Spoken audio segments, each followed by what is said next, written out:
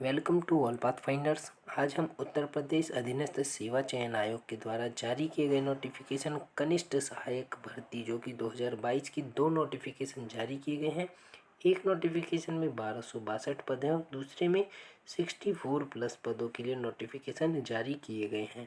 हम इन दोनों नोटिफिकेशंस की डिफरेंस को समझेंगे और सबसे महत्वपूर्ण है कि जो जूनियर असिस्टेंट का है उसका पेपर पैटर्न क्या है, कंप्लीट सिलेबस और मार्क्स जो डिस्ट्रीब्यूशन है उसको भी इसमें समझने वाले हैं। तो चलिए सीधा हम ऑफिशियल नोटिस पर चलते हैं और इनके बारे में देखते हैं। उससे पहले अगर आप चैनल पर नए हैं तो चैनल को सब्सक्राइब कर लीजिए, बेल आइकन को दबा लीजिए। तो चलिए सीधा हम डिस्कस करते हैं। जैसा कि आप देख सकते हैं हम ऑफिशियल नोटिस पर आ चुके हैं जो कि परीक्षा योजना से संबंधित 10th नंबर का पॉइंट ऑफिशियल नोटिस में दिया गया है। आपको बता दें कि कोई भी परीक्षा है उसको देने से पहले हमें उसकी परीक्षा योजना को समझना बहुत इम्पोर्टेंट है कि पेपर पैटर्न कैसा आने वाला है। तो इसमें जो पेपर कराया जाएगा फर्स्ट स्टेप में, पहले प्रथम चरण में टोटल 65 मार्क्स का पेपर होगा और 35 मार्क्स का जो है वो अलग अलग प्रकार से उसका डिस्ट्रीब्यूशन किया गया है। उसको भी हम इसी वीडियो में समझने वाले हैं। तो देख लेते हैं जो पेपर पैटर्न है। पेपर जो होगा वो आपका 3 पार्ट्स में आएगा, पहला, दूसरा और तीसरा। पहले पार्ट में हिंदी परिलेखन और लेखन योग्यता जो आएगी, परिज्ञान, इसके टोटल 60 क्वेश्चंस पूछे जाएंगे 30 अंकों का, यानी कि एक क्वेश्चन आधे मार्क्स का होगा। और भाग 2 में सामान्य बुद्धि परीक्षण यानी रीजनिंग कह सकते हैं, 30 क्वेश्चन आएंगे 15 मार्क्स के होंगे। सामान्य जानकारी, इसमें 40 क्वेश्चन 20 मार्क्स के होंगे। टोटल 130 क्वेश्चन होंगे जो कि 65 नंबर के होंगे और टोटल टाइम आपको 1.5 घंटे का समय दिया जाएगा। तो चलिए नीचे देख लेते हैं कि इसका पाठ्यक्रम क्या है। और सबसे महत्वपूर्ण है कि पहले जूनियर असिस्टेंट की जो वैकेंसीज आती थी यूपी ट्रिपल एस सी के द्वारा, जो 2016 थी, स्पेशल सिलेक्शन की थी और 2019 की, इनमें नेगेटिव मार्किंग नहीं की गई थी। लेकिन अब से 25% यानी 1/4, जैसे कि यूपी ट्रिपल एस सी के अन्य एग्जाम्स में नेगेटिव मार्किंग होती है उसी तरीके से इसमें नेगेटिव मार्किंग का प्रावधान किया गया है। ये इम्पोर्टेंट है। इससे पूर्व जूनियर असिस्टेंट में नेगेटिव मार्किंग नहीं होती थी। आप यहाँ देख सकते हैं जो कि पाठ्यक्रम है, ये इम्पोर्टेंट है, इसको समझना। हिंदी परिज्ञान और लेखन योग्यता में जो हिंदी भाषा का ज्ञान, उसे समझ एवं लिखने की योग्यता से ही प्रश्न पूछे जाएंगे। यानी आप मान सकते हैं कि हिंदी का जो पेपर है वो इजी ही आने वाला है। हिंदी का पेपर इतना हार्ड नहीं होगा, हाई स्कूल लेवल का ही पेपर आएगा। इसमें आप इजीली मार्क्स गेन कर सकते हैं। 60 में से आप 55 प्लस क्वेश्चन बिल्कुल एक्यूरेट करके इसमें मार्क्स अपने ला सकते हैं, क्योंकि इसका पे लेवल जो है उतना हाई नहीं आता है। अब नीचे देख लेते हैं जो रीजनिंग है। इसमें जो है परिस्थिति के समझने के लिए विश्लेषण, पहचान करने, तर्क करने, योग्यता को मापना है। जैसा कि रीजनिंग का यही कार्य होता है, रीजनिंग की परीक्षा कराने का। इसमें इम्पोर्टेंट है जो कि यूपी ट्रिपल एस सी का जूनियर असिस्टेंट या वीडियो, इन दोनों में ही जो प्रीवियस में पेपर कराए गए हैं, ये देखा गया था कि सबसे ज़्यादा जो कथन और निष्कर्ष वाले क्वेश्चंस हैं और सिलोजिज्म, ये दोनों ही टॉपिक बहुत ही इम्पोर्टेंट रोल निभाते हैं। कथन और निष्कर्ष तो इसमें बहुत ही ज़्यादा पूछा जा रहा है। प्रीवियस अगर हम देखा जाए तो हैं जो 2 एग्ज़ाम कराए गए हैं जूनियर असिस्टेंट के, उन एग्ज़ाम्स के आधार पर। तो आपको जो सबसे इम्पोर्टेंट है वो कथन और निष्कर्ष को पूर्ण रूप से कर लीजिए रीजनिंग के लिए, यही आपको मार्क्स इसमें दिलाने वाले हैं। अदरवाइज़ रीजनिंग का लेवल भी इजी टू मॉडरेट ही रहता है। सबसे महत्वपूर्ण है जो कि आपके सिलेक्शन में महत्वपूर्ण भूमिका निभाएगी वो है सामान्य जानकारी।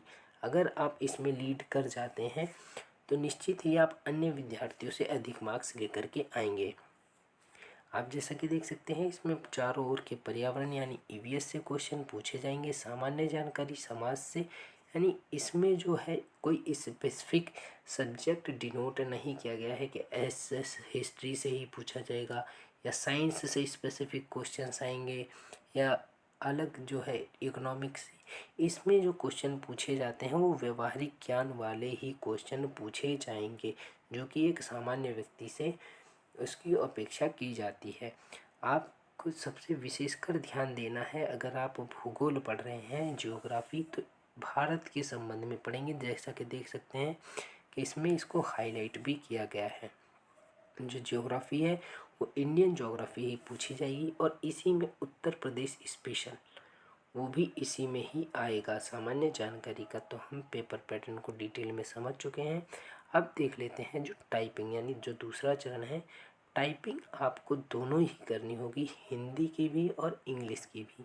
हिंदी के लिए आप मंगल फ़ॉन्ट या कृतिदेव किसी में भी कर सकते हैं और इंग्लिश के लिए आपका डिफ़ॉल्ट जो कीबोर्ड है उसको यूज़ करना होगा। हिंदी में 25 वर्ड पर मिनट होगी स्पीड, वर्ड पर मिनट, और जो कि इंग्लिश की 30 वर्ड पर मिनट आपकी स्पीड मांगी जाएगी इंग्लिश के लिए। इंग्लिश की है और ये हिंदी की टाइपिंग स्पीड है। ये क्वालिफाइंग नेचर की है, इसमें किसी भी मार्क्स को डिनोट नहीं किया जाएगा। अगर आप तेज भी लाते हैं तो कोई फ़र्क नहीं पड़ने वाला है। नेक्स्ट देख लेते हैं जो सबसे इम्पोर्टेंट है इस वैकेंसी के लिए कि मार्क्स का डिस्ट्रीब्यूशन। कि आप अगर 12th में आपकी फर्स्ट डिवीज़न है, मैक्सिमम मार्क्स आपको 20 मिलेंगे और ग्रेजुएशन के लिए आपको मैक्सिमम 10 मार्क्स मिलेंगे और स्पोर्ट्स पर्सन वालों को 5 मार्क्स मिलेंगे। तो अब ये समझ लेते हैं 20 का, 10 का और 5 का जो डिस्ट्रीब्यूशन है वो किस प्रकार से है।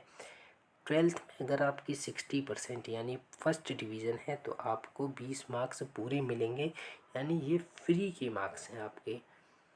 ये गेन बहुत ही इम्पोर्टेंट है। आपसे अगर मान लेते हैं कोई 55% जिस बच्चे की 12th में है लेकिन उसने आपसे मार्क्स रिटर्न में ज़्यादा गेन किए हैं, तो आप उससे यहाँ लीड पाकर बैलेंस कर सकते हैं अपने उसको। अगर आपकी फर्स्ट डिवीज़न है तो ये आपके लिए बहुत ही गोल्डन चांस है कि आपको ये फ्री के मार्क्स मिलने वाले हैं।